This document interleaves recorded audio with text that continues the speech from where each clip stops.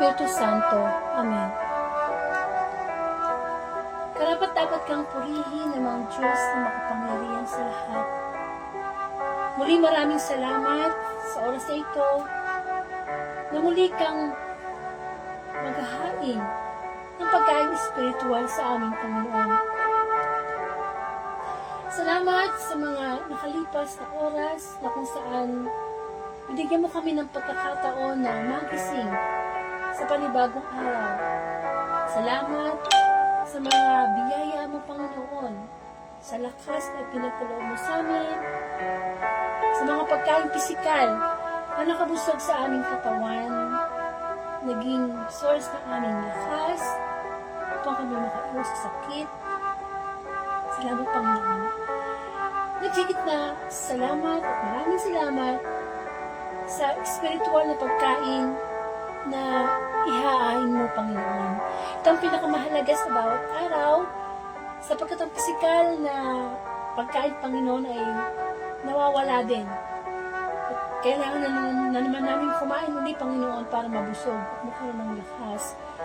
Ngunit ang pagkain spiritual na mula sa iyo, Panginoon, ay nakakabusog ng aming spirito. Sapagkat ang Panginoong Hesus, siya ang pagkain nagbibigay buhay. Salamat, Panginoon. Ngayong live na live ang iyong presensya. Nawa, Panginoon, tulungan mo kami magkaroon ng kababaang loob sa oras na ito, na may focus lang namin ang aming espiritu sa espiritu mo upang magkaroon kami ng pagninilay sa iyong mabuting balita. Lord, hayaan mong lumapit kami na may kababaang loob sa iyo, Panginoon, upang humingi ng kapatawaran sa aming mga kasalanan. Tunay nga, Panginoon, na napakarami naming nagawa sa nakalipas na oras. The commission, the omission, and the mortal sin, hinihingi namin ng tawad sa iyong Panginoon. Linisin mo po ang puso namin upang sa ganon, malayang makapuspos ang banal na espiritu sa bawat isa. Yes, Lord, dinadalangin ko ang makakarinig ng live at replay ng Monday Gospel, Panginoon. Lord, ikaw nakababati ng mga pagsubok na nararanasan namin sa mga oras na ito. Pero, ikaw ay isang divine healer. Ikaw yung aming lalapitan, Panginoon. Maniwala at magtiwala na kami sa Come, Holy Spirit, we need you, and come, Holy Spirit, we pray. Ang lahat ng ito'y dalahin ko sa iyo, Ama, sa pangalan ng Anak, at sa Espiritu Santo. Amen.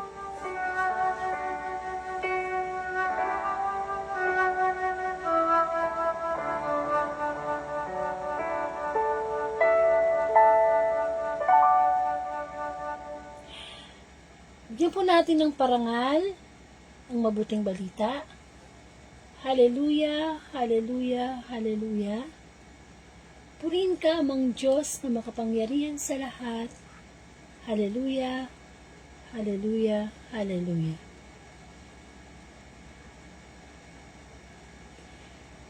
Tayo po'y makinig sa mabuting balita sa araw na ito, sapagkat ang Diyos ay makikipag-usap sa atin sa pamamagitan ng kanyang mga salita.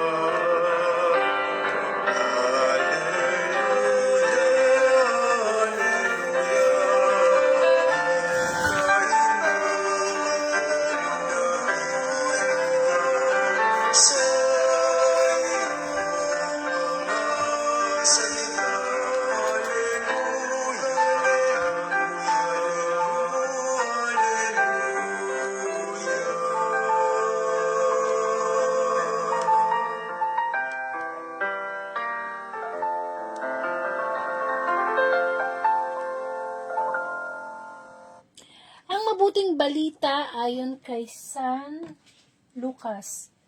Papuri sa iyo, Panginoon. At sinabi ni Maria, ang puso ko'y nagpupuri sa Panginoon at nagagalak ang aking espiritu dahil sa Diyos na aking tagapagligtas. Sapagkat nilingap niya ang kanyang abang alipin. At mula ngayon, ako'y tatawaging mapalad ng lahat ng saling lahi. Dahil sa mga dakilang bagay na ginawa sa akin ng makapangyarihan. Banal ang kanyang pangalan, kinaabagan niya ang mga may takot sa kanya sa lahat ng salit-saling lahi. Ipinakita niya ang lakas ng kanyang mga bisig. Pinangalat niya ang mga palalo ang isipan. Ibinagsak niya ang mga hari mula sa kanilang trono at itinaas naman ang mga nasa abang kalagayan. Binusog niya ng mabubuting bagay ang mga nagugutom at pinalayas niyang wala ni anuman ang mayayaman. Tinulungan niya ang kanyang bayang Israel bilang pagtupad sa pangako niya sa ating mga magulang. Kay Abraham at sa kanyang lahi magpakailanman. Tumira si Maria kina Elizabeth ng may 3 buwan at saka umuwi. Mga kapatid, ang mabuting balita ng ating kaligtasan. Puri ka namin, Panginoong Heso Kristo. Welcome po sa Word of God Daily Gospel na kung saan ang layunin ng Facebook Live na ito ay palaganap ang mabuting balita through social media. Kamukha po ng Facebook Live. At ito po ay nagsimula noong year 2019 at salamat sa Diyos hanggang sa mga oras na ito ay patuloy pa rin ginagamit ang Facebook Live upang may parating online ang mensahe ng mabuting balita araw-araw. Ako po si Sister Angelica Dorde at ako isa pong Katoliko at from Bulacan. And of course, lahat naman po tayo rito gusto makarinig ng mabuting balita. Kasi nga kaya nga good news Dahil kapag tayo ay nag-open ng social media natin, usually nakaka-bad news, diba? Mga mababalitaan tungkol sa mga flood control, mababalitaan mga namatay. So, usually bad news, no? Nakaka-bad mood. Pero pag sinabi mong mabuting balita or good news, dapat maganda yung dating sa atin. At sinabi nga ng Panginoong Jesus, hindi lang sa tinapay na bubuhay ang tao, kundi sa bawat salitang namumutawi mula sa bibig ng Diyos. So, kapag tayo ay nagdarasal, tayo nakikipag-usap sa Diyos. So, two-way communication. Hindi naman pwedeng tayo lagi nakikipag-usap sa Diyos. Kailangan sumasagot ang Diyos. So, sumasagot ang Diyos sa ating mga panalangin sa pamamagitan ng pagbabasa ng Bible at saka pakikinig. Kamukha nito. Actually, hindi lang naman sa Facebook Live nagkakaroon ng ganitong daily gospel Sa mga social media like ng YouTube. Sa YouTube, maraming mga Catholic na pare na everyday nag-gospel sila. O kaya sa TikTok, kahit sa makaka-encounter tayo ng ganyan. Pero ito pong Facebook Live na ito, ito po talaga yung pinaka-mission nito.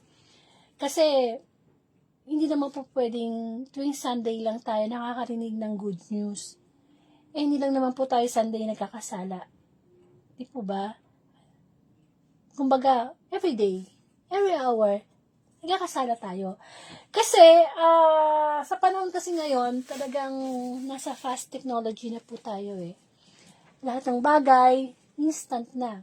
Mga pagkain, instant noodles, instant coffee, lahat ng, pati ang mga ngayon, magdipindot na lang. Babayad ka ngayon, mga cashless na. May mga GCash na, may mga bank transfer na. Kumbaga kahit nasa bahay ka lang, makakagawa ka ng transaction Hindi ba dati, Kailangan mo pumunta ng palengke, ng mall. Eh ngayon, di ba, may mga Shopee, may mga Lazada. Kumbaga, nakukuha na sa mga online yung mga transaction. At usually, nagsimula yan at na-practice tayo nung pandemic. Kung saan talagang hirap lumabas, di ba? So, nadaan lahat sa online. Kahit nga ang mass ay online. Pero syempre, ngayon wala nang online mass, no? Kumbaga, tuwing Sunday talagang dapat pumunta tayo ng simbahan. Kasi yun na lang, yun talaga yung time para sa Diyos. So, kung binibisita mo nga yung mahalaga sa yung tao, mag-anak, di mas lalo ang Panginoon, di ba? Bilang mga Katoliko, ganun ang ating paniniwala. And, yun nga po, kaya tayo nagkakaroon ng daily gospel, daily reflection, kasi, ang totoong talagang problema natin sa ngayon, sa panahon pa ni Eva at Adan hanggang sa ngayon, ay yung ating spiritual illness. Kasi akala natin mga tao is, ang talagang nakakatakot na sakit is cancer, diabetes, sakit sa puso, sakit sa ulo. Hindi eh. Mga ano lang kasi yun eh, mga sakit na physical lang yun. Ang talagang problema natin, yung meron tayong spiritual illness. Yung espiritu natin may sakit. Kaya nga, ang Panginoong Jesus, nung panahon niya, ay nagpapagaling siya ng mga bulag, nakakakita, mga pipi, nakakapagsalita, di ba? Yung mga nasasapian ng demonyo, nakaka-out yung mga demonyo. Yun yung mga physical healing, tsaka mga physical na miracle na sa ginawa niya. Pero talagang target ni Lord is yung mapagbago yung tao. Halimbawa, yung bulag nakakita, mapagbago niya yun. Mapagbalik loob sa Diyos. Para mawala na yung spiritual blindness, spiritual pagkabingi, spiritual ketong, spiritual... Kasi yun ang problema natin ngayong tao eh. Yung ating spiritu. Ano kasi, ang Diyos ay espiritu. So, di natin siya nakikita. Di ba? So, araw-araw, iba-iba nakikita natin. Mga tao, sa social media, iba-iba napapanood natin. Pero, since hindi natin siya nakikita, at hindi naman talaga siya magpapakita sa atin, dahil hindi natin kakayanin yun, kailangan nating sambahin ang Diyos sa espiritu. Kasi may spirit. Kasi tayong mga tao, nilikha tayo na, hindi lang naman tayo katawang lupa eh. Meron tayong kaluluwa, tsaka meron tayong espiritu. At doon tayo nagkakaroon ng problema. Dahil hindi natin nakikita ang Diyos, hindi natin tayo bibigyan ng pansin ng ating espiritu tsaka ating kaluluwa. Nasa ano na tayo ngayon eh. Nasa stage na tayo ng buhay natin na Jesus will come anytime. Parang magnanakaw. Sigurado yun, no? Kaya lang, talagang wala eh. Mabuti ang Diyos eh. Mabait ang Diyos eh. Puno ng habag ang Diyos eh. Hindi pa niya pinapahintulutan na muling magbalik ang Panginoong Jesus dito sa lupa kasi binibigyan pa tayo ng bagong pagkakataon. So, kaya pag nagigising tayo sa panibagong umaga, dapat lagi tayo nagpapasalamat sa Diyos. Kasi, maraming na tayo naging kasabayang natulog na hindi na nagising. Diba? O kamukha nga, ilang oras na lang, iba sa inyo matutulog na. Diba? O, ang tanong, magigising pa tayo bukas? Yan ang tanong na Diyos lang ang makakasagot. Kasi, meron tayong free will pag gising tayo. Pero pag tulog tayo, hindi pa naginip natin, hindi natin mapili. Ang control ng buhay natin, nasa Diyos na. Gigisingin ko pa ba to si Brother Joel? Gigisingin ko pa ba to bukas? Paano kung natulog tayong may galit? Diba? Ano ibig sabihin doon? Mabuti ang Diyos. Actually, ang Diyos ay napakabuti. Nasa panahon tayo na naganap na ang lahat. Ano may naganap na lahat? Kasi sa Old Testament, nagtatalo pa ang mga tao. Di ba nagtatalo pa na sinabi ng propeta na mayroong dadating na Mesiyas? Tapos, pagdating sa New Testament, si Jesus? Yan ba yung Mesiyas? Ang in-expect nila, isang hari. May kaharian. Pero ang dumating, di ba, isang sanggol sa sabsaban, isang anak ng karpentero. Tapos sa panahon natin ngayon, naganap na ang lahat. Alam na natin, sigurado na tayo na si Jesus ay Diyos, anak ng Diyos. Kumbaga, sa examination, open yung answer.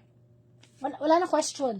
Ang gagawin na lang natin, kasi naligtas na tayo ng Panginoong Hesus nung siya'y namatay at muling nabuhay. So, itutuloy na lang natin yon para makapunta tayo sa kaharian ng Diyos. Pero lahat tayo, kasi kung hindi binigay ni Kristo ang kanyang buhay, kahit gaano kakabait, hindi tayo makakalapit sa Ama. Siya yung kordero Siya yung pinaka-perfect na alay. Kasi marami nang pinadala di ba? Nagpadala ng mga propeta. Sino ba yun? Sila Abraham, sila Isaac, sila Noah. Ay, hindi pa rin nakinig ang tao. Tapos, nagpadala pa rin ng mga hari, sila Haring Solomon, Haring David. Hindi pa rin nakinig ang tao. Anong sabi ng Ama? Gayon na lamang ang kanyang pag-ibig sa sanlibutan, kaya ibinigay niya ang kanyang buktong na anak. Sino man ang sumampalataya dito ay hindi mapahamak kundi magkaroon ng buhay na walang hanggan. So, sinagad na ng Ama sa langit. Eto na. Hindi na kinikinig sa mga propeta Eto na. Hindi na sa atin ng Panginoong Hesus. Kaya tayo ay malayang makakalapit sa Panginoon. Kasi, bilang mga Katoliko, marami na talagang naglabasan ng iba't ibang sekta dito sa ating mundo. Pero kung ikaw ay Katoliko, nabuhay ka na Katoliko, mamatay tayong Katoliko. Bakit? Sapagkat sa Catholic faith, nandito lamang yung sinasabi nating 7 sacraments. Pinakamataas na pagsisimba. Highest form of worship yan. Yung confession, iba mga sacrament yan. Kasi, may makakatok sa bahay nyo. Ibang sekta, sasabihin na ganito. Lalong-lalo na kapag kapag kang lumalapit sa inyo, hindi sila naniniwala kay Kristo, na si Kristo ay Diyos, ay ano na yan? Foul na yan sa atin. Kasi, halos ibinigay na nga ni Kristo ang kanyang buhay Wala siyang bahid kasalanan Anak siya ng Diyos, pero di ba nagkatawang tao siya para maranasan niya kung ano ba yung feeling ng isang tao. Kaya sabi nga si Jesus ang daan, ang katotohanan at ang buhay. Walang makakapunta sa Ama kundi sa pamamagitan niya. Ano pa sabi sa Juan? Sa pasimula pa, nandoon na yung salita. Naging tao ang salita. At ang salita ay Diyos. Sino ba yung salitang yun? Si Kristo. Kasi, sa Genesis, hindi ba nung nilikha ng Diyos, yung, di ba, 6 na araw, 5 araw siyang naglikha ng mga, magkaroon ng liwanag, ng mga hayop, ng langit. Pagdating sa 6 na araw, sabi niya, nilikha na niya ang tao. At ang sabi niya, likhain natin ang tao kawangis natin. So, sino sinasama ng Ama nung sinabi niyang natin? Hindi naman niya sinabing, lilikhain ko ang tao kawangis ko. Hindi, natin. Ibig sabihin, sa pasimula pa, andun ang Panginoong Hesus. Kaya, pagtanggol natin yan, Si Jesus ay hindi propeta. Kasi sinasabi ng iba, si Jesus ang pinakadakilang propeta sa lahat ng propeta. No. Jesus is God. Amen. So, bakit ko nabanggit to? Kasi naalala ko lang na matatapos na itong 2025 at inaalala natin ang muling pagsilang ni Kristo, dapat ang faith natin talagang, solid. Kaya lang naman nakukuha ng ibang sekta ang mga Katoliko kasi kulang sa kaalaman. Pag sinabi na ibang sektang, sumasamba kayo sa mga rebulto ayan nakasulat masama, ayaw ng Diyos, di ganun Kailan ba natin sinambang rebulto?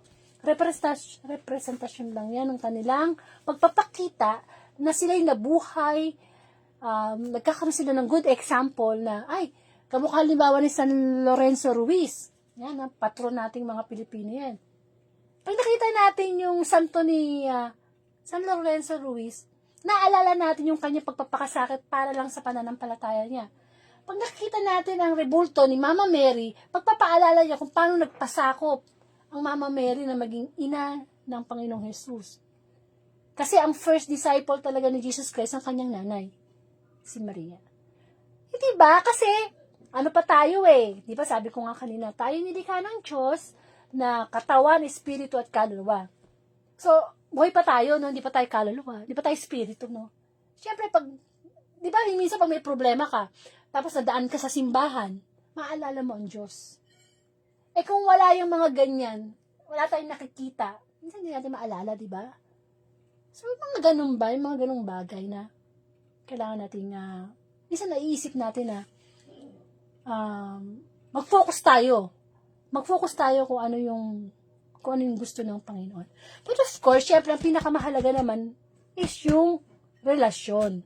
Yung religion, given na yun Kasi yung tamang religion, doon katuturuan ng tamang pananampalataya, pag-ibig sa Diyos. Pero yung relasyon sa Diyos, mahalaga yun. Napakahalaga nun. Bakit? Kung minamahal mo nga nanay mo, tatay mo, asawa mo, anak mo, di ba, nagkakaroon kayo relasyon, no? At anong ginagawa mo? Nagtatrabaho ka, ginagawa mo lahat para sa pamilya mo, kasi mahal mo sila. Kung yung taong nakikita natin na kasalanan, kamukha natin, minamahal natin, halos ibigay na natin buhay natin, di mas lalo ang Diyos. Kaya nga, sa dinami-dami ng mga utos ng Diyos, napakadami niyan sa buong Bible, no? Yung 10 utusan ng Diyos napakahirap na sundin nun. Pero isang utos lang ang sundin natin, masusunod na natin lahat ng utos ng Diyos. At ano yun? Yung first commandment, ano yun? Love God with all your heart, soul, mind, and strength. Pag yun nasunod natin, masusunod natin lahat ng utos ng Diyos.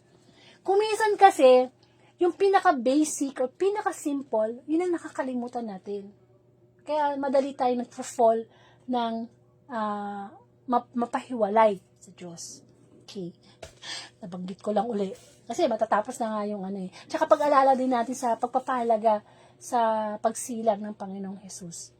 So, ito po ngayong gospel, no? Ngayon po ay December 22, 2025. At ang Monday Gospel po ang ating pagninilayan bilang pagkaing spiritual.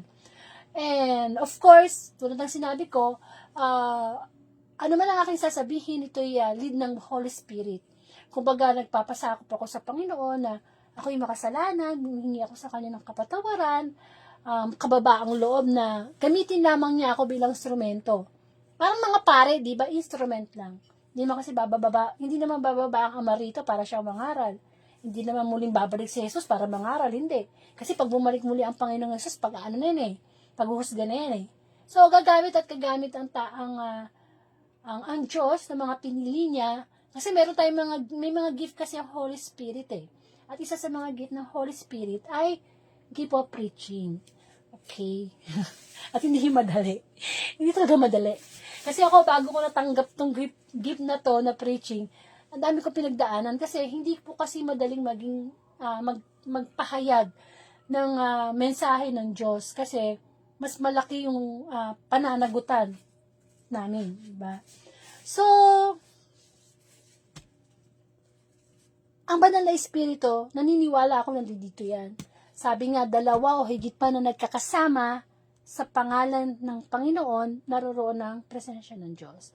So, napakaganda na nakikinig tayo ng live. Kasi nandyan yung pagpapagaling ng Panginoon, nandyan yung kanyang presensya. Pero kung hindi naman kayo makanood ng live, pwede namang replay. Kasi, punta na kayo sa FB account ko, nandyan naman yung Everyday Gospel. Ang mahalaga, sa 24 hours na ibinigay sa atin ng Diyos, meron tayong time sa Diyos. Kasi, bawat paghinga naman natin O siguro ngayon, nakauwi ka na galing trabaho. O di ba lahat yan, habag ng Diyos yan. Niligtas tayo. Yung bawat paghinga natin, pagkurap ng... Lahat yan galing sa Diyos. Hindi lang natin mabigyan ng appreciation kasi hindi nga natin nakikita. Pero kailangan natin pa i-activate yung ating spiritual connection sa Kanya. Kasi hindi pwede yung buhay tayo physical pero patay tayo spiritual. Amen. So, bigyan po natin ng senaryo ang mabuting balita sa araw na ito. Ito po ay pagbasa mula kay San Lucas, chapter 1, verses 46 to 56. At ito po ay tungkol sa ang awit ng pagpupuri ni Maria. Alam po natin sa mga nakaraang gospel, itong mga simbang gabi, no? madalas mabanggit ang karakter ni Mama Mary. Nabanggit ang karakter ni Jose, ni Zacarias, ni Juan Bautista, itong mga nakaraang simbang gabi. Ngayon, si Mama Mary, no? Si Mama Mary, napaka-importante ng naging role niyan sa ating pananampalataya, Kasi, siya lang yung bukod tanging babae na pinili ng Ama para doon na magdala sa sinapupunan kay Kristo. Kaya nga tayo mga Katoliko, meron tayong dasal na Baginong Maria, napupuno ka ng grasya, ang Panginoong Diyos ay sumasayo. Bukod kang pinagpala sa babaeng lahat. So, malinis, walang bahid kasalanan si Mama Mary. Siyempre, si Kristo ang kanyang dadalhin. Dapat ay magdadala talagang malinis, kalugod-lugod sa Diyos. And, masasabi natin na nagpuri. Ano yung nagpupuri? Nagpuri si Maria sa ating Ama. Kasi, siya overjoy. Sobra-sobra yung kanyang kagalakan sa puso. Ikaw pa naman, sa dinami-dami ng mga babae, ikaw yung piliin ng Diyos na maging ina ni Kristo. Grabe yung saya, no? Wala kang paglalagyan ng kagalakan mo. Dahil, si Maria, makikita sa kanya yung number 1 na naging katangian niya talaga is yung pagiging mababa ang kanyang kalooban. Very humble si Maria. Very humble siya. Bakit natin nasabing very humble siya? Sa mga nakaraang gospel, di ba nagpakita ang Anghel Gabriel kay Maria sa panaginip? At ang sabi ng anghel sa kanya, Maria, huwag kang matakot kasi ikaw ay maglilihi sa pamamagitan ng Espiritu Santo. At ang ipapanganak mo ay isang batang lalaki na papangalanan mong Jesus or Emmanuel. Ibig sabihin kasi ng Emmanuel is God is with us. Kasama natin ng Diyos. So, syempre, si Maria that time is dalaga. May boyfriend siya, si Jose, na karpintero. Isang simpleng babae si Maria. Simple, mabait, maka-Diyos. Yun ang kaya yung number 1 yung katangian. Tapos, mabubuntis siya. Kasi tinanong niya yung anghel, sabi, paano mangyayari yun? Idalaga ako. Nagtanong lang siya, ha? Tapos nagpaliwanag na nga yung anghel. Sabi niya, yan ay plano ng Ama sa'yo. So, pagkagising ni Maria, sabi niya nga pala doon sa panaginip, sige, mangyari ang kalooban ng Diyos. So, nag-yes siya kaagad. Nung sinabi na, sige, ikaw yung magiging nanay, ang sagot niya kaagad, opo, sige po, mangyari. So, ano ang makikita natin sa katangian ni Maria? Bakit siya nagpupuri sa Ama? Kung titingnan niyo po sa screen, ang nakalagay diyang salita ngayon is, purihin ang problema. Purihin ang problema. Di ba pag may problema, hindi tayo nagpupuri? Pag may problema, tayo? Malungkot, stress, full of negativity. Basta pag sinabi mo problema, hindi maganda yung dating. Pero ngayon, ipapaliwanag sa atin ng mabuting balita. Bakit purihin ang problema? Hindi ba pwedeng maging malungkot sa problema? Hindi ba pwedeng takasan ang problema? Hindi ba pwedeng hindi naisipin ang problema? Pero purihin ang problema. Kasi si Maria, dito sa mabuting balita, ay nagpuri. Kasi yung sitwasyon ni Mama Mary, hindi siya madali. Sa panahon nila, kapag ang isang babae ay nagbuntis ng hindi kasal, yun ay malaking kasalanan. At ang parusa doon, stone to death. Babatuhin ng taong bayan hanggang mamatay. Nung time na yun, nagpaplano palang magpakasal si Maria at saka si Jose. Tapos mabubuntis. Para kay Maria bilang isang tao na banal, mabuti, magandang image niya sa kanyang mga kapitbahay, sa kanyang pamilya, sa patao. Tapos makikita mo, nabuntis. So, siyempre, maiisip natin na napakahirap ng kanyang sitwasyon. Paano niya ipapaliwanag sa tao yun? Na, nabuntis ako kasi sa, dahil sa lalang ng Espiritu Santo, baka sabihin sa kanya, luka-luka ka pala eh. Mabubuntis ka through Holy Spirit, hindi naman yata ganun nabubuntis ang tao o ang babae. Tapos, hindi pa yun. Pag nahuli siya sa ganung kalagayan, papatayin siya talaga. Kamatayan kasi ang parusa nung panahon na yun sa batas ni Moises. Parang nangyari kay Magdalena. Si Magdalena yung prostitute. Hindi ba may senaryo na nahuli siya ng taong bayan na nangangalun niya? Kasi prostitute. Tapos nakita siya ni Jesus. Tapos tinanong siya ng mga tao doon, ng dalubhasa sa kautusan na, o sige, kailangan batuhin niya kasi nangangalun niya yan. Pero anong sabi ng Panginoong Jesus? Sige, kung sino sa inyo ang walang kasalanan, unang bumato. Walang bumato kasi lahat makasalanan. So, ibang klase ang sinusunod nila nung araw. Talagang very old-fashioned. Hindi lang old-fashioned, talagang mahigpit Mahigpit. Kaya sa panahon natin ngayon, pag nabuntis ang babae, kahit hindi mo pa kasalan, wala. Di ba? Magiging proud pa yan. Ipopost pa niya sa Facebook niya na buntis na siya kahit walang tatay. Kung titingnan mo yung yung difference, napakalaki. Napakalaki. Hindi na kinakahiya ngayon ng pagiging single mother. Kaya, yung kinalagyan ni Mama Mary, talagang napakahirap nun.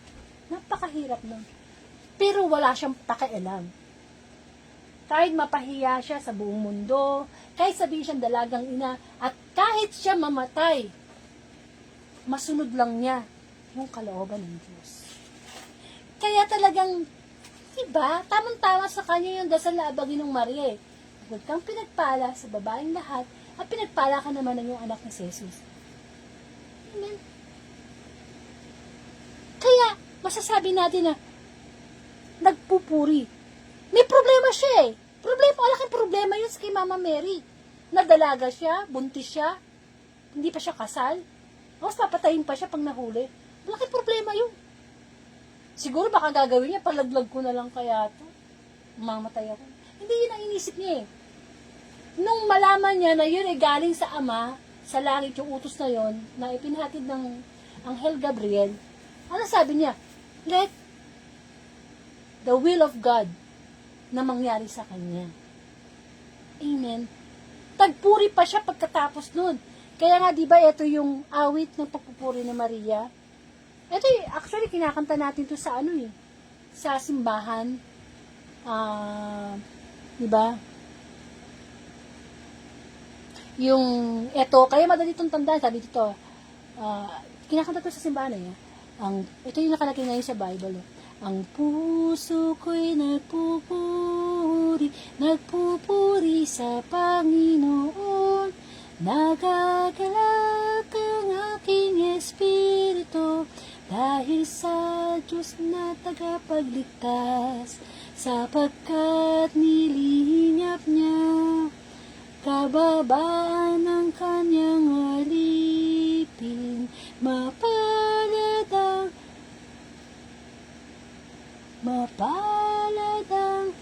yun na yun, So, ibig ko sabihin, nagpuri talaga si Maria.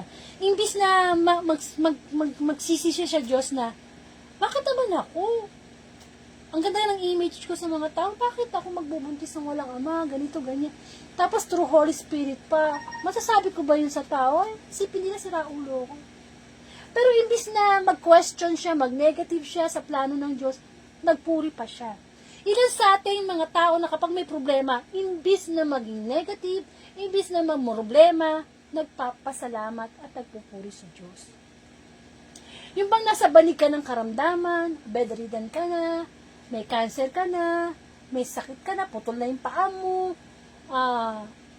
may diabetes ka, yung may sakit tayo. Pero imbis na nakafocus ka doon sa sakit mo, nagpupuri ka sa Diyos, nagpapasalamat ka doon sa problema na meron ka. Ilang tao na walang pera, walang trabaho, sira ang relasyon, pero nagpupuri pa rin sa Diyos. Kasi usually tayo mga tao, pag wala tayo sa Panginoon, pag dumadating yung problema, di ba nakafocus tayo sa problema? At hindi na natin napapansin yung mga nakaraang biyaya ng Diyos. Pag dumating na yung problema, doon na tayo nakafocus. Para bang sinasabi ng mabuting balita, 10 yung biyayang binigay ko sa'yo. Pero dumating lang yung isang problema, nakalimutan na natin alalahanin yung kabutihan ng Diyos. Na kapag may dumadating pala na sa ating problema, dapat pala hindi tayo namomroblema. Dapat pala tayo ay nagpupuri. So, paano tayo magpupuri sa Diyos?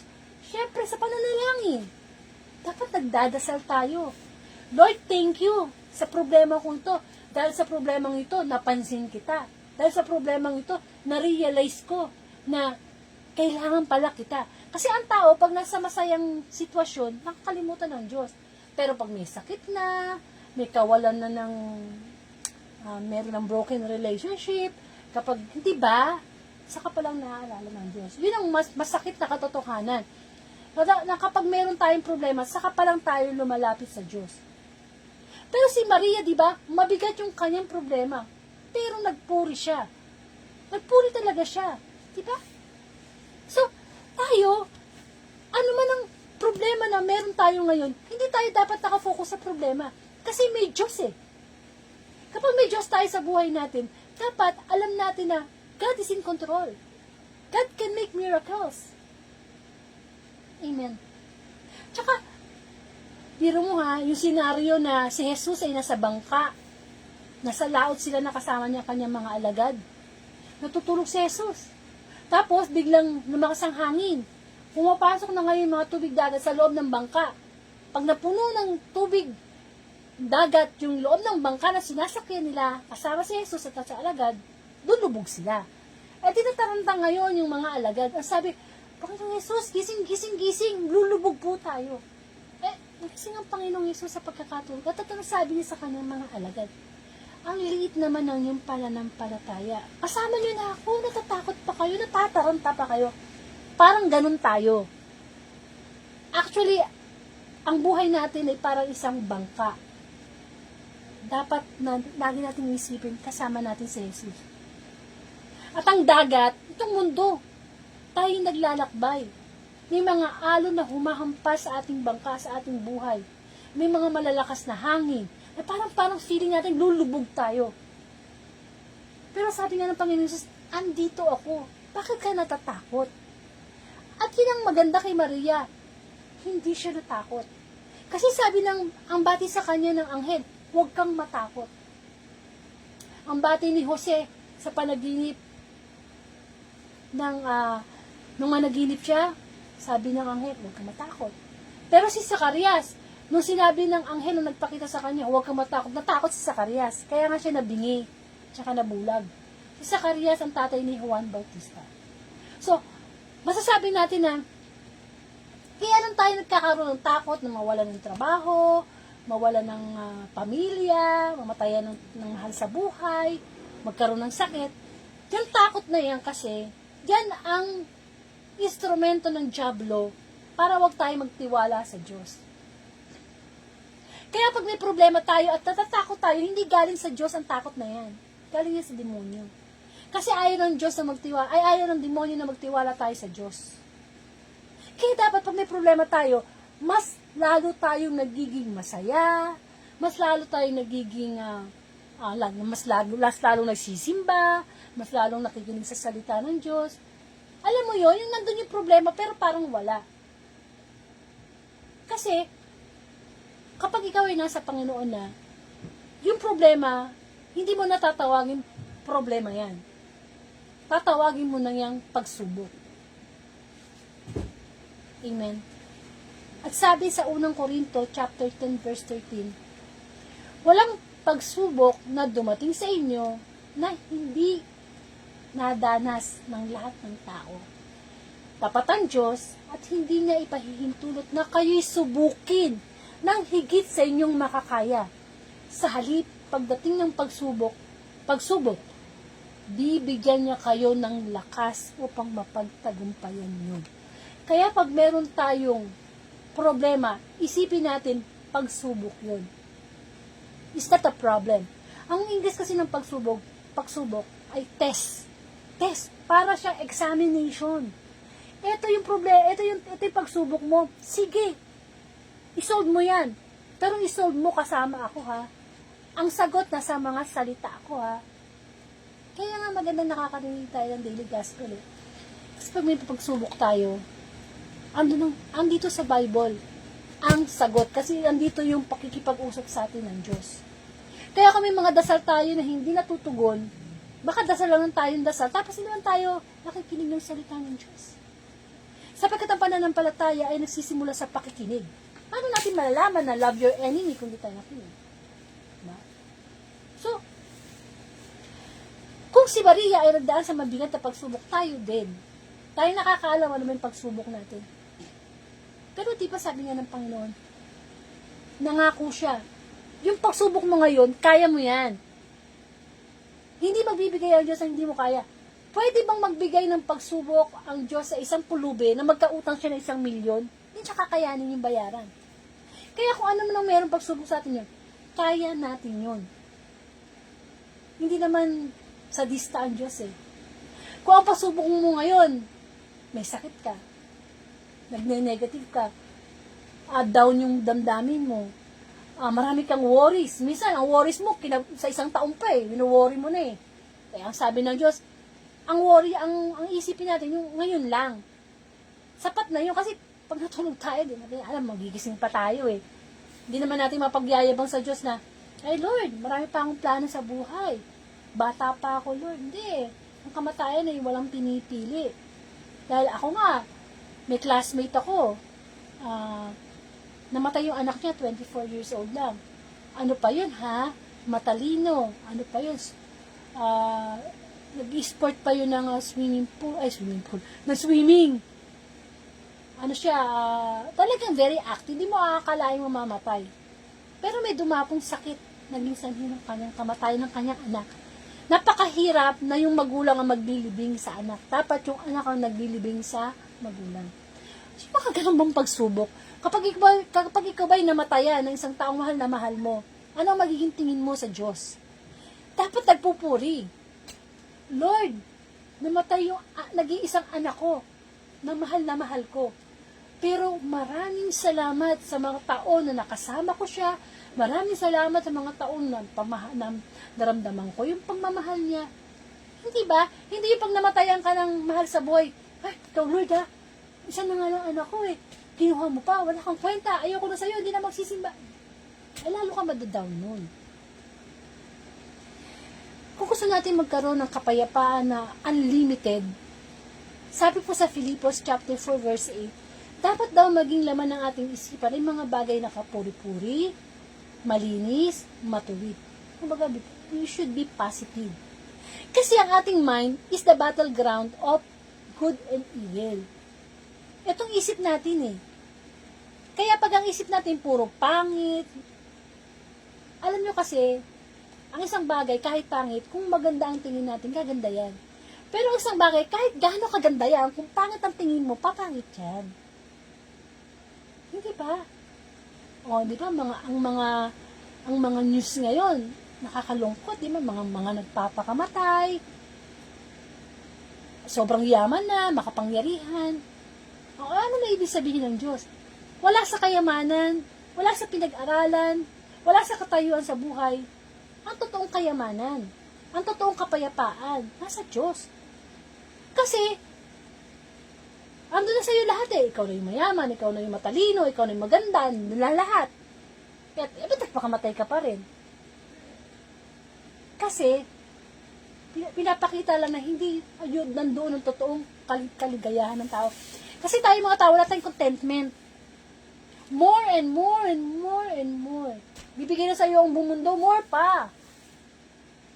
Hanggat hindi natin tinatanggap si Kristo bilang tagapagligtas natin, hanggat hindi tayo nagkakaroon ng tunay na relasyon sa Diyos, ano ba yung relasyon? May time ka magdasal sa Diyos, may time ka magsimba, may relasyon ka talaga sa Diyos, yung mahal mo talaga siya, yung willing kang mawala ang lahat, wag lang siya.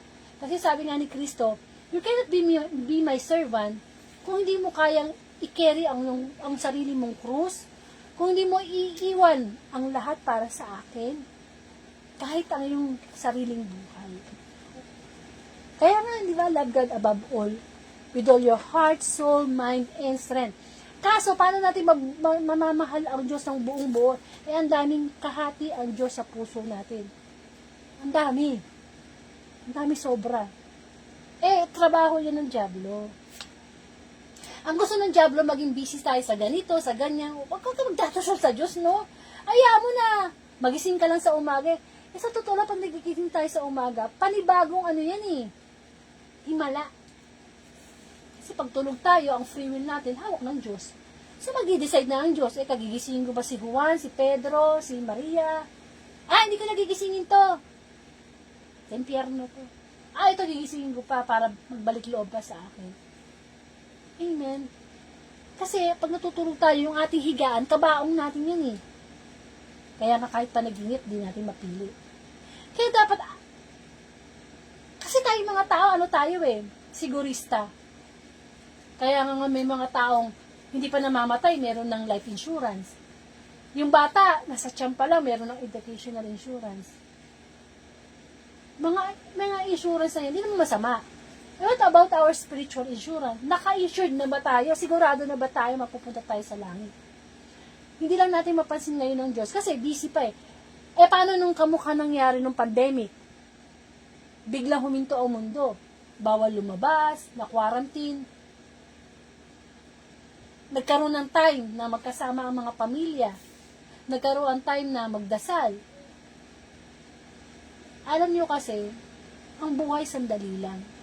Napakasandali lang. Sabi nga sa Bible, ang buhay daw po ay parang usok. Yung pag, by the way, sa gerilyo ka, tapos bubuga ka ng usok, makikita mo yung usok, maya wala na. Parang mga mahal natin sa buhay na nauna na sa atin. Kaya magpasalamat tayo sa bawat umaga na nagigising tayo. Una natin sa isip, thank you Lord, nagising ako. Hindi yung una pagising, tingin ng Bible, tingin ng ganito. Ang Diyos ang dahilan Tapos pag natutulog, bago tayo matulog, magdasal tayo. Kasi nga hindi natin alam kung gigisingin pa tayo sa kinabukasan. Kaya nga lagi tayo nagpupuri, lalo na sa panahon na parang feeling natin madilim yung mundo natin. Feeling natin parang iniwan tayo ng lahat ng tao. Feeling natin parang napakamalas ko naman. Wala na akong bahay, wala pa akong trabaho, wala pa akong pamilya. May mga ganun, di ba? May sakit pa ako. Walang malas na tao sa totoo lang. It's the way we think. Kung paano tayo mag-isip. Kasi kung ano yung iniisip natin, yun ang magiging emosyon natin, yun ang gagawin natin, yun ang sasabihin natin. Sabi nga, kung ano yung nasa puso mo, kung anong laman ng puso mo, yun ang ilalabas sa nguso, sa bibig. Amen. Dapat nagpupuri tayo, at ang pagpupuri sa Diyos, una sa lahat, nagpapasalamat. Thank you, Lord. Meron akong cancer. Pero thank you, Lord, pinupuri kita, nakakakita pa ako, nakakalakad pa ako, nakakakain pa ako ng mga, ang dami-daming pwedeng ipagpasalamat. Hindi nakafocus ka na sa cancer mo, nakafocus ka sa diabetes, hindi. Kung maglilista lang tayo ng biyaya ng Diyos, sobrang dami. At yun ang sinasabi ng mabuting balita ngayon. Kung si Maria dumaan sa napakabigat na pagsubok, pero nagpuri, gayahin natin siya. Magpuri pa rin tayo. Ano man ang mga kawalan natin ngayon, thank you Lord, kasi alam naman natin na, tingnan mo ha, yung himala ni Kristo, doon sa pagpapakain niya sa 5,000, ang daming tao, 5,000. Tapos, ang nagbigay lang ng pagkain, ay isang bata. Ilang pirasong isda, at ilang pirasong tinapay lang. Wala pa yata, hindi pa umabot ng 10 yung tinapay at saka yung isda. Pero, naparami ni Kristo yun. Napakain niya lahat yung 5,000, may sumobra pa. May sumobra pa. Himala yun. Ano sinasabi ng Panginoon? Maaaring sa buhay natin, konti na lang yung ating pasensya, konti na lang yung ating pag-asa. Pero sabi ni Kristo, pwedeng paramihin yan. Pwedeng palagoin yan. At pwede pa yung ibahagi sa iba. It's just a matter of trust. Tiwala natin sa Diyos. Amen. Kaya simulan na natin na kapag meron tayong problem, meron tayong pagsubok, Kasi pag sa Panginoon ka, tawag mo dyan, pagsubok na eh. Sinusubok tayo. Tinitest tayo eh. Sabi nga, kapag nakafocus ka sa problema, sa problema, lalaki ang problema nang mas malaki pa sa Diyos. Pero pag nakafocus ka sa Diyos, yung problema, lumiliit yan. Lumiliit yan. Kasi ang pagsubok, tingnan natin in a positive way. Ay, may pagsubok ako ngayon. Eto na yung time para mag-perform ako sa harap ng Diyos. Kasi pag may pagsubok ako, lagi kong kasama si Lord eh. Lagi ko siyang kinakausap eh. Pag wala akong pagsubok, pakialam sa Kanya eh. Masaya yung buhay ko. Kaya nakakaano din ang pagsubok, di ba? Eto na yung time na parang tayong ine-exam ni Lord. Nakapag may pagsubok, ito na yung time na pakita ko sa Lord na pinagkakatiwalaan natin siya. Kasi tayo, iba't iba tayo ng pagsubok. Pero isa lang sinabi ng Panginoon, lahat yan naranasan ng tao. Wala namang nilikha ang Diyos na tao sa mundo na yung problema niya, siya lang yung may problemang ganun. Hindi. Kung naranasan mo mawala ng pera, meron din maraming taong nawawala ng pera. Kung naranasan mo magkaroon ng broken relationship, marami. Merong taong may problema sa cancer, marami. May mga taong bedridden, marami. So, ibig sabihin, naranasan natin ng iba't ibang problema. Nasa sa atin na yun. Kung paano tayo tutugon. Amen? Kasi binigyan tayo ng free will eh. And God gave us power. Kapangyarihan ang ibinigay sa atin ng Diyos. Hindi takot. Kaya huwag tayong matakot. Matakot mamatay, matakot masunugan, Hindi eh. Matakot tayo. Ano yung talagang dapat katakutan? Hindi dapat katakutan ng mga pumapatay sa katawang lupa. Ang katakutan natin, yung pumapatay sa espiritu, sa kaluluwa. Kasi, pag namatay ang ating espiritu at kaluluwa, sa impyerno tayo, yun ang nakakatakot.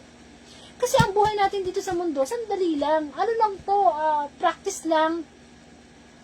Nakiki-apartment lang tayo dito. Lahat ng meron tayo, pinagkakatiwala lang sa atin. Hinihiram lang natin, hindi atin. Kaya dapat ang pinaghahandaan talaga, yung buhay na walang hanggan. Eternal life. Kasi pag namatay tayo, is either eternal life or eternal punishment. Hanggat nabubuhay tayo, umaapaw ang habag ng Diyos. Pero once namatay na tayo, sarado na ang pinto ng langit. Sasabihin na ng Diyos sa paghuhusga, sino ka? Hindi kita kilala. Malis ka sa harapan ko. Ay, masungit na pala si Lord. Pag namatay na tayo, hindi tayo sumunod sa kanyang kalooban. Kaya kahit sabihin na natin na, patawarin mo na ako, balik mo na ako sa mundo, magsisimba na ako, bibigyan na kita ng panahon. Wala na, it's too late. Sabi nga, ang pagsisisi ay laging nasa huli. Kasi kung ang pagsisisi laging nasa una, wala na tao magkakamali. Amen? Anong mapapala ng isang tao? Makamtan man niya ang lahat sa mundo, kung ang kapalit naman nito ay kanyang kaluluwa. Amen? Sabi niya, ano bang gusto mo, Diyos o kayamanan? We cannot serve two masters at the same time. Kailangan natin pumili. Amen. So, magpuri. Kaya, alam ko, alam natin, alam ng Diyos, ano yung pagsubok na meron tayo ngayon. Nagpupuri ba tayo? Nagpapasalamat ba tayo? Amen. Kasi, ating isipan, kapag nag-negative tayo, isang demonyo lang yan. Magsasama pa yun ng 2, 3, 7 demonyo ng negativity para tayo ilayo sa Diyos. Lagi tayong maghanap na ipapasalamat sa Panginoon kasi ang dami niyan eh. Yung mga nakaraang pagsubok na napagtagumpayan natin, huwag natin kakalimutan yun. Amen. So, nagpuri si Maria. At ang kita naman natin, di ba? Nung sumunod siya sa kalooban ng Diyos, ano siya ngayon? Ano ngayon si Maria? Napakataas ng pagrespeto. Diba? Eh kung hindi niya ginawa yun, saan pupulitin si Maria? And of course, si Maria ay masasabi natin very good example siya. Pati si Elizabeth. Si Elizabeth naman ay yung nanay ni Juan Bautista. Ayaw mo kasi ang Diyos, maawain ng Diyos. Kapag nakikita niya lalo na Nagpapakumbaba tayo. Nagpapakumbaba tayo. Kasi ang Diyos, isang kurap lang niya eh. Pwede niyang kunin lahat ng meron tayo. Sabi mo na, ikaw na yung pinakamayaman. Isang kurap lang ng mata ng Diyos. Pwede mawala lahat. Para si Job. Alam niyo si Job, masyado siyang pinagpala ng Diyos. Sa Old Testament, binigay sa kanya lahat ng kayamanan, lahat ng kapangyarihan. Alas sa kanya na lahat. Sabi ngayon ng demonyo sa Diyos Ama, kaya ka lang sinasamba niya kasi binibigay mo lahat ng biyaya. Subukan mong tanggalin yan. Tingnan ko lang kung sambahin ka pa niya. Di ba? At anong sagot ng Diyos? Sige, subukan mo. Kaya yung mga pagsubok sa atin, inaalaw yun ng Diyos. Kasi doon nakikita ng Diyos, faithful ba sa akin to o hindi? So, anong nangyari kay Job? Nawala lahat. Nasunog yung kanyang mga ari-arian, namatay yung kanyang mga anak, nawala yung kanyang mga alipin, yung kanyang mga kaibigan, namatayan siya. Tapos hindi pa yun, nagkaroon siya ng sakit na nakakadiri, sobrang baho mula ulo hanggang paa. Na hindi mo na siya dapat panglapitan kasi mabaho. Tapos sabi pa ng asawa niya, ay, talikuran mo na yung Diyos mo. Pinaparusahan ka, tingnan mo oh. Pero ano sabi ni Job sa Diyos? Ikaw ang nagbigay, ikaw ang kumuha. Nagpuri din siya. Na kahit gano'n ang naging kalagayan niya, hindi siya tumalikod sa kanyang pananampalataya, pag-ibig sa Diyos. Tayo ba gano'n din? Na kapag nawala na yung mga properties natin, nawala yung mahal sa buhay natin, mapupuri pa rin ba tayo sa Diyos? Magpapasalamat pa rin ba tayo sa Diyos? Magkakaroon pa rin ba tayo ng kagalakan? Kasi ang kagalakan or joy is one of the bunga ng banal na espiritu. Actually, sa Galatia chapter 5 verse 22 to 23, maraming binanggit na mga bunga ng banal na espiritu. Alam niyo yung bunga, halimbawa bunga ng mangga.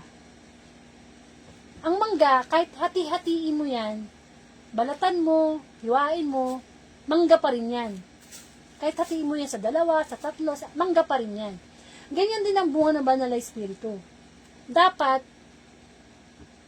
pare-pareho nating nararamdaman. Ano ba yun? The fruit of the Holy Spirit are joy, love, joy, peace, self-control, kindness. Sama-sama yun. Kaya kapag tayo ay may pagsubok at nararamdaman natin na imbis na magalit tayo, imbis na magkaroon tayo nakakaramdam tayo ng kapayapaan, nakakaramdam tayo ng pag-ibig, ibig sabihin nun, nasa atin ang banal na espiritu. Nagpupuri na tayo. Kasi mahirap magpuri sa Diyos kapag nakatingin tayo sa kung ano yung wala. Minsan gano'n tayo mga tao, diba? Ay, wala akong ganito. Siya meron eh. Naiinggit pa tayo, no? Diba? Bakit din natin pasalamatan sa Diyos kung ano yung meron? At kung ano man yung wala, maghintay tayo kung kailan ibibigay ng Panginoon. Kasi sa buhay naman natin, marami talaga tayong gusto. Pero pwede natin sabihin sa Panginoon na, Lord, let your will be done. Kamukha ng sinabi ni Maria. Sige, Lord. Sige, God. Gawin niyo kung anong gusto niya. Susunod ako. Pero kaso, di ba? Lagi natin pinagahari yung gusto natin. Lord, gusto ko to eh. Anong gusto ba ng Diyos? At kapag hindi gusto ng Diyos, minsan doon tayo napapalpak. Doon tayo nalulungkot, nadedepre, nawawalan ng gana sa buhay. Araw-araw magpuri tayo. Nakakain ka ng tanghalian. Thank you, Lord. Kasi ang salitang thank you, pagpupuri na yan sa Diyos eh. Yung sabihin mong thank you, Lord, I love you, Lord. Pinupuri na natin ng Panginoon yan. At wala tayong dapat ipagmayabang kundi ang Diyos. Hindi yung ating hindi yung mga accomplishment natin. Basura yan sa paningin ng Diyos. Yung mayaman ka pero wala kang Diyos, ikaw yung pinakadukha sa lahat. Yung napakatalino mo, pero wala kang Diyos, ikaw yung pinakabobo, mangmang sa harap ng Diyos. Amen. So, ugaliin natin magpuri. Yun ang sikreto para tayo ay magkaroon ng peace of mind, mabawasan yung saktang damdamin natin. Kasi pero mo dapat magreklamo ka pero nagpapasalamat ka sa Diyos. Kakaiba yun. Kasi nire-recognize mo yung kapangyarihan ng Panginoon. Marami tayong bagay na may question sa Diyos. Pero huwag natin kakalimutan, limited lang ang ating isipan. Pwede nating sabihin sa Diyos, Lord, bakit ganito? Bakit ganito? Pero limited lang. Ang kailangan ng Diyos, tiwala. Lord, maaaring nangyari sa akin to, pero let your will be done. Amen. Patuloy tayo magtiwala sa Diyos. Kung bigla kang nadisgrasya, bigla kang nawala ng kamay, ng paa, sisisihin mo ang Diyos, hindi. May plano ang Diyos eh. Sabi nga sa inyo, ang pagsubok, nandyan ang Diyos. Actually, ang pagsubok, pwede mong isipin na, Diyos yan mismo eh, sinusubok ka eh. Tinitingnan yung faithfulness mo, yung pagiging honest mo, yung pag-ibig mo, diba? Kaya purihin ang problema, purihin ang pagsubok. Huwag tingnan ng negative. Minsan tayo mareklamo, magkaroon ka na ng konting tigyawat, nagre-reklamo ka na. Ang pangit po eh. Meron ng ibang tao, di ba? Na-disgrasya, na wala yung kaliwang mukha. Yung minsan, it's just a matter na kung paano natin tinitignan. Sabi nga, ang isang basong tubig, punuin mo. Tapos yung isang basong tubig, ang laman na tubig ay kalahati lang. Hindi siya puno, kalahati lang. Paano mo ngayon titingnan yon? Sasabihin mo ba na gawin na lang natin ganito na lang. Mas maganda tong illustration na to eh. Halimbawa, isang cake. Di ba yung cake, minsan na-slice yan into 8 pieces? Ngayon, na-slice mo na ng 8 pieces yung cake. Ngayon, may kumuha ng isang pirasong slice dun sa cake. So, ang tira na lang, 7. Ngayon, nagre-reklamo ka. Bakit mo kinuha yung isang piraso? Akin yan, balik mo yan. Samantalang isa lang yung kinuha niya, 7 ang natira sa'yo. Yun ang ibig sabihin ng Diyos. Minsan, ang dami ng blessing ni Lord sa atin, isa lang yung nagkaroon ng problema, wala na, no? Nakalimutan na natin magpasalamat. Nakalimutan natin magpuri. Tandaan natin na pagpapasalamat, pagpupuri yan sa Diyos. Pagpupuri yan sa Diyos. Kaya, napakabuti at napakaganda ng mensahe ng Panginoon sa atin. Now, magkakaroon tayo ng reflection sa ating buhay na, no? Kaya siguro hindi ako masaya, nalulungkot ako, kasi lagi kong tinitingnan ano ba yung kulang, ano yung wala sa buhay ko. Pero kung tutusin, ang dami na palang ginawa sa akin ng Lord, no? Na dapat kong ipagpasalamat. Ganun tayo. Dapat lang talaga tayong magpasalamat, magpuri, purihin. May problema ako yun, purihin ang Diyos, may problema ako ngayon. Eto na yung pagkakataon na ipakita ko sa Lord na kakayanin ko to sa tulong ng Diyos. Mahirap mag-solve ng problema o ng pagsubok kapag maasa lang tayo sa sarili nating kakayanan, sarili nating isip. Pero pagkasama natin ng Diyos, anong sabi? Anong pangako ni Kristo? Hindi kita iiwan, hindi kita pababayaan. Ako'y sa iyo. Ako ang iyong Diyos. Di ka dapat mangamba kay ninuman. Palalakasin kita at iingatan, tutulungan at ililigtas. Yan ay salita ng Diyos. Pangako ng Diyos. Ang salita ng Diyos ay may pangako. At ang pangako niya may reward. Ang salita ng tao nasisira eh. Ang salita ng tao, di ba? Pero pag sinabi ng Diyos, sinabi niya, wala ang lahat sa mundo. Pero kahit kapiranggot na salita ng Diyos, hindi maglalaho kailanman. Siguro ito na yung panahon sa buhay natin na pag-utulan naman natin ng pansin ang salita ng Panginoon. Kasi ang salita ng tao, lalo na ngayon, usong-uso ang social media, na ginagamit naman talaga ng dyablo. Dapat nga social media, ginagamit natin to spread the word of God eh. Dapat ang mga pinopost natin sa ating social media, mga gospel, isapasa natin sa ating mga kakilala. Kasi, iiba na kasi ang tao ngayon. May mga sikat na vlogger, sikat na mga artista, o sino mang sikat, no, na nagpapakita sila ng mga example na hindi na talaga kalugod-lugod sa Diyos. At ang nakaka-offend sa God, ang daming follower. Chismis yung pinost, pero ang daming follower, ang daming nag-comment, ang daming nag-share. Trabaho yun ng Diablo. Yun ang gusto ng Diablo pinopost natin, yung mga walang kakwenta-kwenta.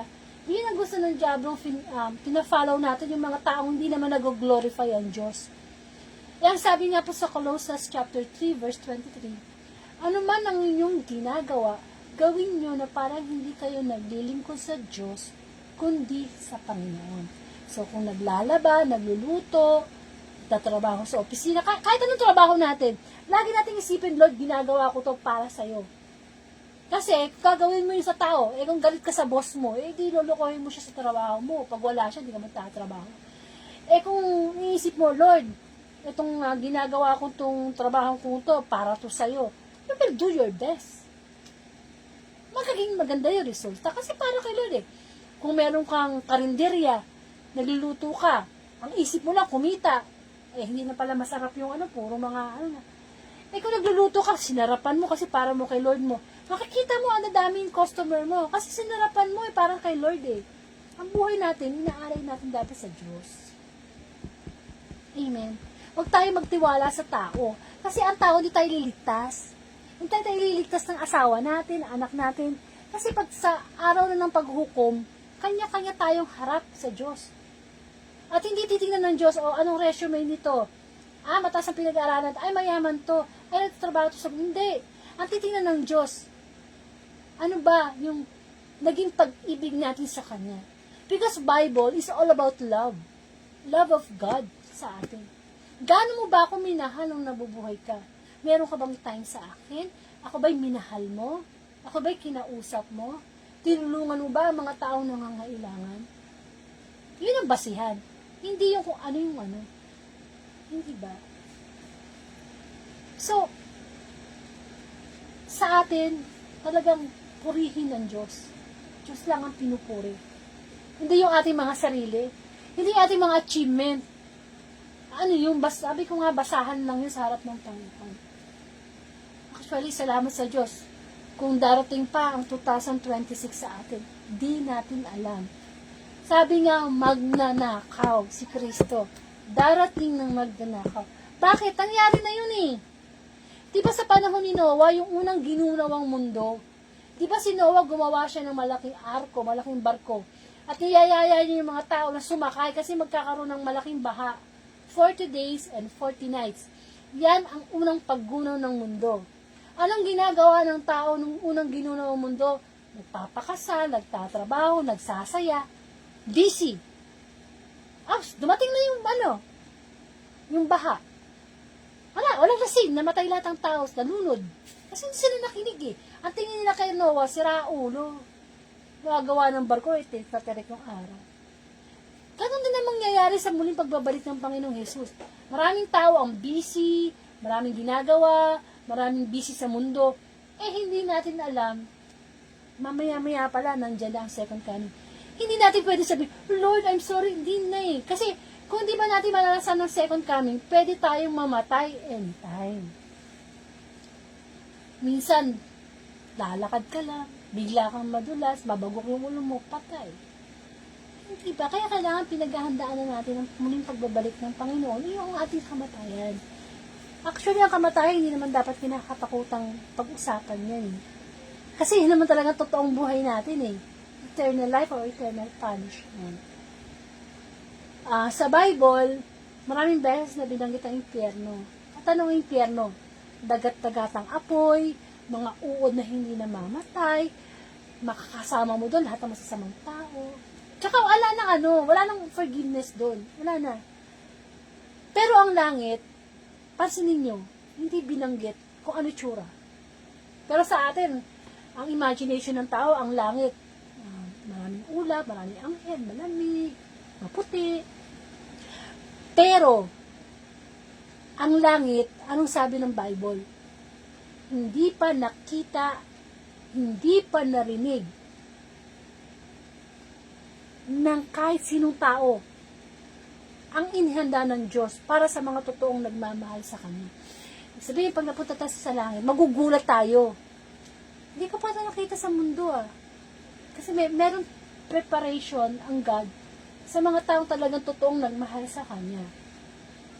It's a big surprise. So, sa buhay natin, sana nagkakaroon din tayo ng realization na, oo nga no, mamamatay ako anytime, hindi ko alam. Kasi, hindi naman natin hawak ang buhay natin. Sana napaghandaan natin yung buhay na walang hanggan.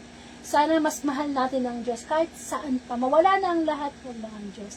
Kasi ang Diyos naman talaga ang dahilan kung bakit umiinog pa ang mundo. Kasi ang pagmamahal sa atin ng Diyos, sobra-sobra. As in, over. Pero ang pagmamahal natin sa Kanya, 1 to 10, ilang percent? 24 hours ang binibigay sa atin ng Diyos. Nagkaroon ba tayo ng time sa Diyos? Sabi niya ang pagsusisi ay sa huli. Paano kung mawala na ang lahat? Wala ng internet, wala ng trabaho, wala ng mall, wala na kung ano-ano. Tapos sa Diyos na lang tayo. Tsaka palang ba natin siya papansinin? Kailangan ma-realize natin na ang Diyos ang source ng lahat. Nasa Kanya na lahat A powerful God, a very all-knowing God, a forgiving God, a loving God. Amen. Kaya matuloy tayo magpuri sa Panginoon. Actually, ang talagang message ni Lord dito, mag-start na tayo magpuri. Magpasalamat lagi sa Diyos. Kapag may problema, thank you Lord, may problema. May pagsubok, thank you Lord. Kaya ko to kasi kasama kita. Yun lang naman yun. Yun naman gustong ipaalala sa atin ng Diyos. Nakamukha ni Maria na mabigat ang kanyang naging pagsubok, pero nagpuri siya sa Panginoon at sumunod siya sa kalooban ng Diyos. Magkaroon po tayo ng closing prayer. Lord, maraming pong salamat muli sa pagpapaalam sa amin na kami dumadaan sa iba't ibang uri ng pagsubok. Lord, maraming salamat po, Panginoon, sapagkat dumadaan man kami sa iba't ibang pagsubok, alam namin na may Diyos kaming lalapitan. Isang Diyos na makapangyarihan, isang Diyos na magbibigay sa amin ng lakas spiritual. Sabi mo nga, Lord, fighting spirit. Salamat, Panginoon, sapagkat ang pagpupuri ay libre, ang pagsamba, ang pagdasal, libre lahat po yung Panginoon. Pero nawa, bigyan po namin ng kahalagahan sapagkat yan ay galing sa iyo, Panginoon. Lord, turuan mo kaming ma-realize ko ano yung pinakamahalaga sa buhay namin. Turuan mo kaming ma-realize yung mission namin sa buhay. Hindi yung magpayaman, hindi yung kung ano-anong bagay. Ang mission namin, una sa lahat, ika'y pagsilbihan, ika'y tanggapin. Turuan mo kaming magbalik loob sa iyo, Panginoon.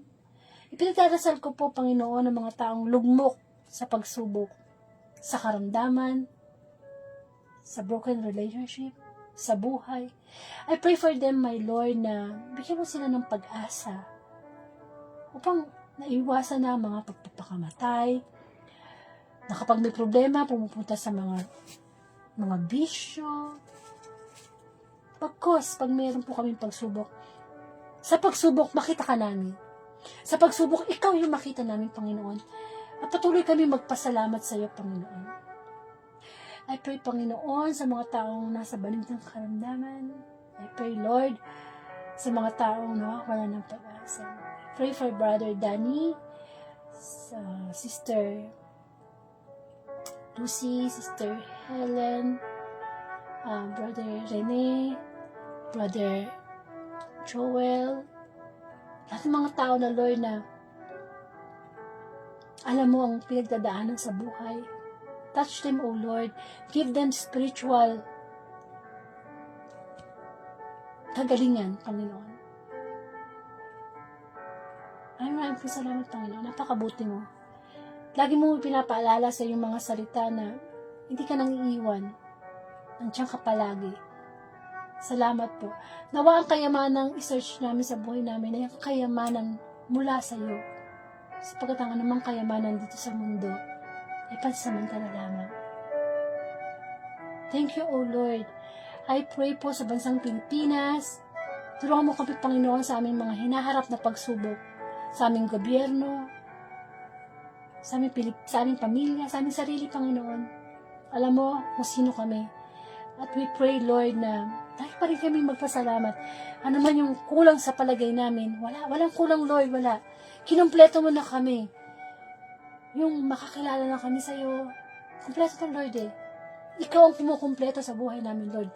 Hindi mga tao, hindi mga bagay, hindi mga material. Ikaw ang kumukumpleto sa buhay namin, Panginoon. Sapagkat ikaw ang totoong nagmamahal sa amin.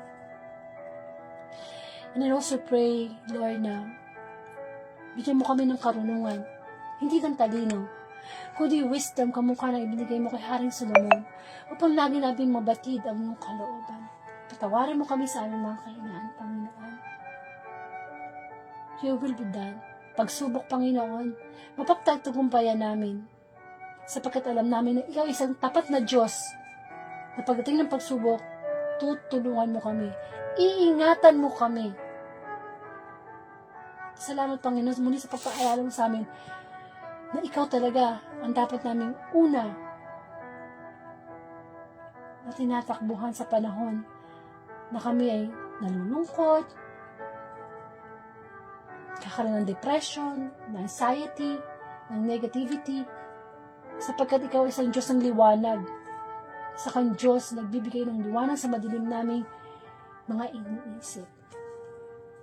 Ama namin, sumasalangit ka, sambahin ang ngalan mo, mapasa amin ang kaharian mo, sundin ang loob mo, dito sa lupa para na sa langit. Bigyan mo kami ng aming kakanin sa araw-araw at patawarin mo kami sa aming mga sala para ng pagpapatawad namin sa nagkakasala sa amin. Huwag mo kami paintulot sa tukso, diyan mo kami sa lahat ng masama, sa ngalan ng Ama at ng Espiritu Santo. Amen. So maraming pong salamat sa pakikinig nyo. Actually, lahat tayo nakinig sa mensahe ng Diyos.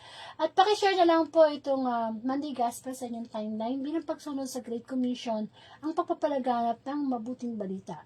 And ibibigay po ni Lord ang December 23, 2025, Tuesday Gospel naman po ang ating pagninilayan. Huwag po natin kalimutan magdasal bago matulog, magpuri sa Diyos sa kabila ng mga pagsubok na meron tayo.